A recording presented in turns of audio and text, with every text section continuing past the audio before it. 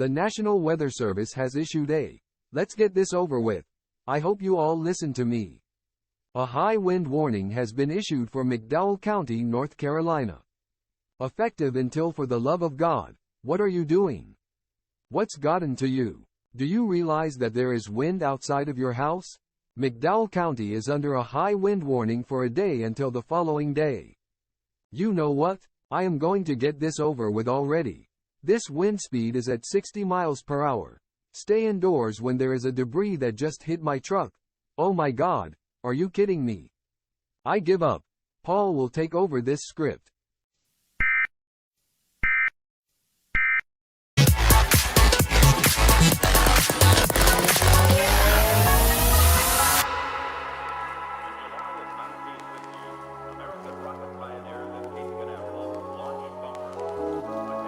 This is the end of cycle this record.